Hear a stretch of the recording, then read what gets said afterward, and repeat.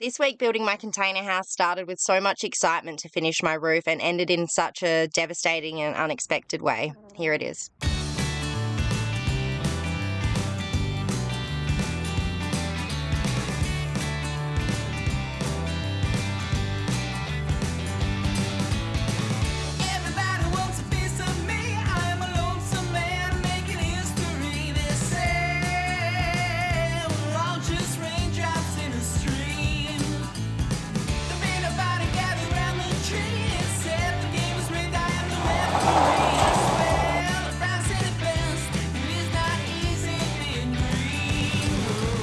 I'm building this container house solo and off-grid. Last week I bought scaffolding and set it up so that I can get all the exterior work, including the roof, finished. And the first job that I'm going to use it for is getting my roof completed. Months back I built my own roof over my container house, mainly with pure determination and my car and a pulley. But I couldn't complete it because I had no way of getting down off of the roof and I was one roof sheet short. But now I have my last roof sheet and I have a way of getting down. So it's time to get that last roof sheet up and get my fascias, trim and gutters installed.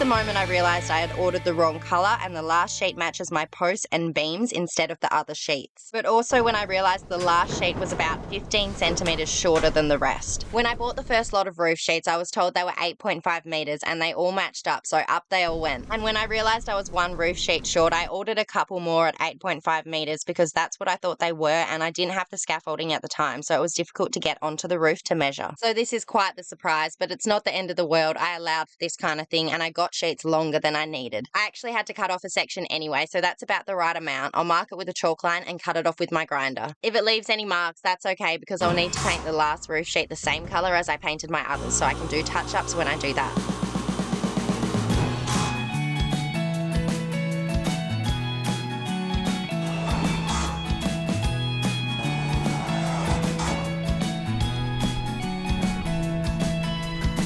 You think you're getting cold, 'cause you've been acting cold. I'm coming for your soul. I have no mercy for a 9-year-old. What you see in the daytime, they just won't believe. When the night comes, they'll be tossing in their sleep. They'll watch. While I'm working on the roof, it's really important that I keep my power tools nearby and charged, because I don't want to end up in a tricky situation where I've got no battery and materials are left hanging. This can be a bit tricky when you're off-grid, working at heights and away from a power source. And that's why I've been using the Jackery 1000 V2, because it's the smallest and lightest 1 kWh LFP power station, which is 20% smaller and 10% lighter than other mainstream industry products. Not bad. This means I can safely carry it up the scaffolding with me and have everything charging close by. The Jackery 1000 V2 has a 1070 watt power capacity with 1500 watt output, which is perfect for charging and using all of my power tools, and is boosted by 50% from previous generations. It has a 100 watt PD port, which charges 6 devices at once with pass-through charging support. The Jackery 1000 V2 functions as a UPS to switch over to uninterrupted power for essential devices, As well as having a durable and reliable enhanced LFG battery with 4,000 charge cycles and a 10-year lifespan. But what's even better is they've added exclusive Charge Shield 2.0 battery technology, which gives you 62 layers of comprehensive protection. There's also 3 different options to charge the Jackery 1000 V2. If you're lucky and live on the grid, you can just plug it right into your wall outlet. But if you're like me and live off-grid, it can be plugged into solar panels. And if you're camping, plug it straight into your car. And then I can use the smart app control and in one touch switch between fast, emergency fast, and quiet recharging modes. The draw for me definitely is how light it is. It makes moving around the job site and property to do all these tasks so much easier. Jackery offers a 3 plus 2 year warranty, which means there's a standard 3-year warranty with the option to extend to 5 years. Grab your own Jackery 1000 V2 with the link below in my description.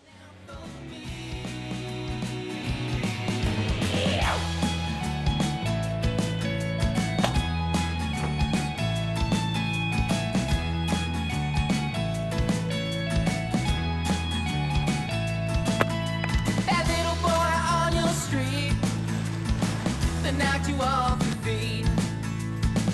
Well, him I'll eat. A side of cranberry, what a treat. Have it your way, but before St. Nicholas Day, I'll take you away. There's no point to pray. What you see in the daytime, they just won't believe. When the night comes, they'll be tossing in their sleep.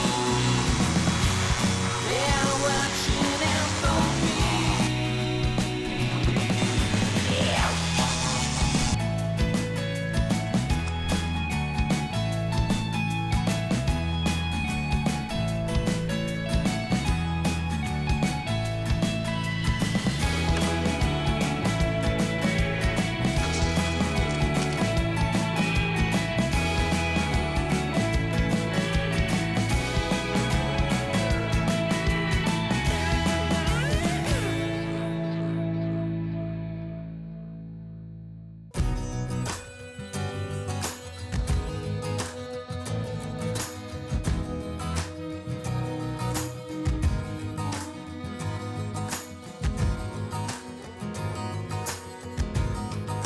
Take my name out of your paper, Jane. I've seen something that forever changed the game.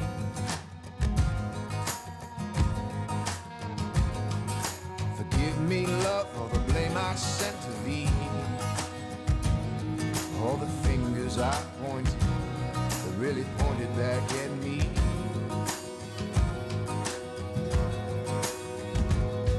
Oh, this fighting, this unsettling stir, I see it now, I surrender.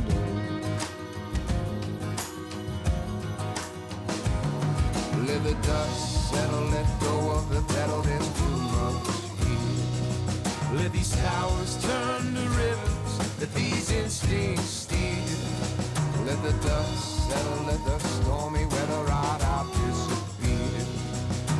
sunlight shines, let it all come clear.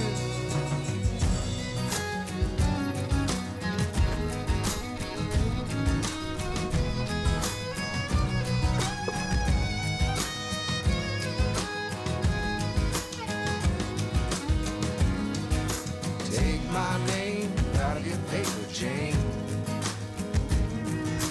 I've seen something that forever changed the game.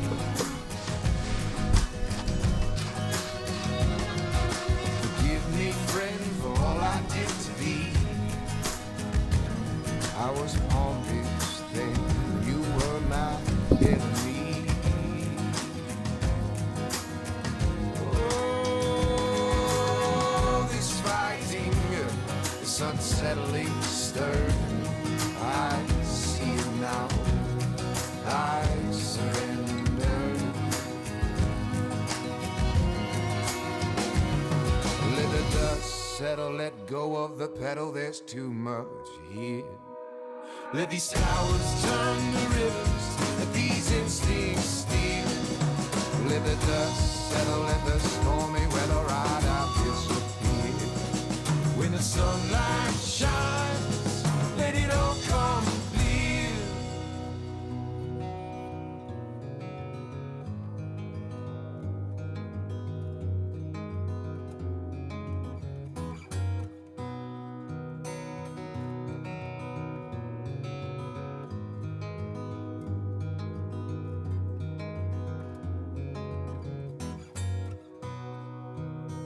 I will mend my way.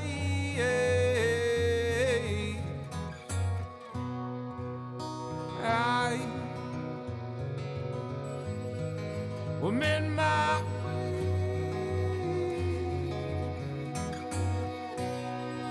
See the red dust swirling, the red dust swirling, the red dust. So I'm going to let them dry and then I'll give them another coat either today or tomorrow, and then they're ready to be installed. Next up, I need to head up and measure up the roof and make sure that the gutters are the right size and the trim, otherwise I need to cut them to size.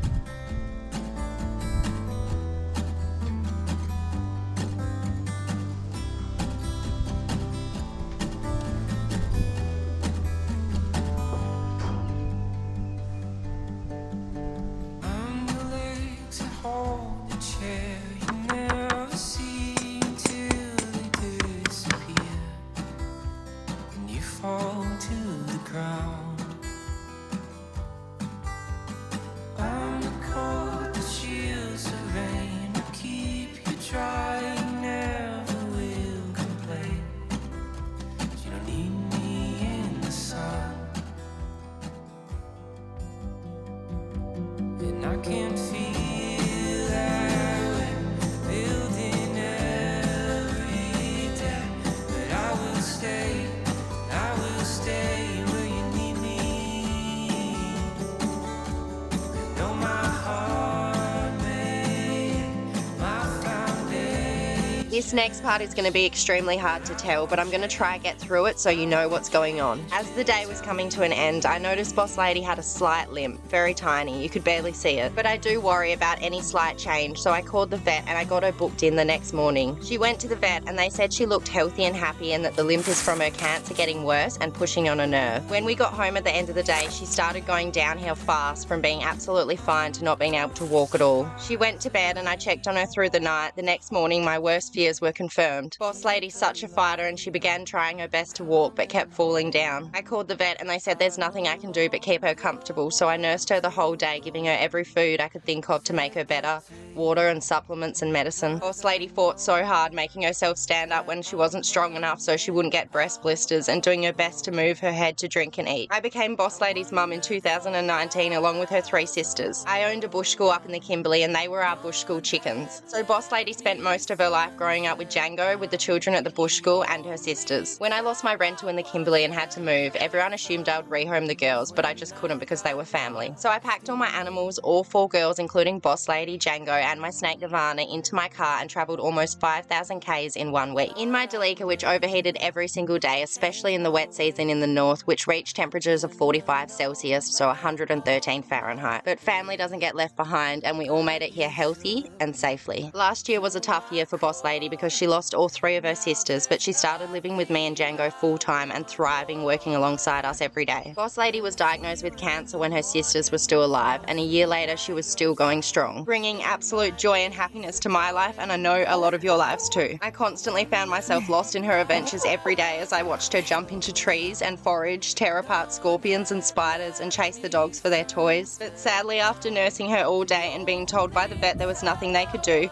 she died in my arms that afternoon, and now she's resting with her sisters. I have loved every single second of being Boss Lady's mum and feeding her blueberries in bed, running around in circles looking for her as she plays hide and seek, and seeing her sat with the dogs chilling. Everything reminds me of her, like 6 a.m. in the morning and 6 p.m. at night, her wake up and bedtime, the little dust bathing spots she's made all over the property where I work, the grass trees that she would either jump into to forage or hide from me under, all the insects she would hunt, the spot she would rest during the sunny moments, and the home I made for her in my bedroom. I'll miss the little pat-pat of her feet as she ran after us, the little gobble-gobble she would make when she found a yummy bug, the way she would peck the dogs to try play with them, how she would ride on my lap as I drove around the property, and when she would fall asleep next to the build after a long day of adventuring, and I'd pick her up to carry her to bed, and she would snuggle her neck into my arms as I walked. There is so many things that I'm going to miss about that sweet girl, but mainly the amount of joy that she would bring into my day with her personality and antics. She knew she was loved and free, and I just hope that she had the best life a chicken could possibly ask for. I'll be taking a little break from building and YouTube next week. I'll see you soon, team, and I'll love you forever, Boss Lady.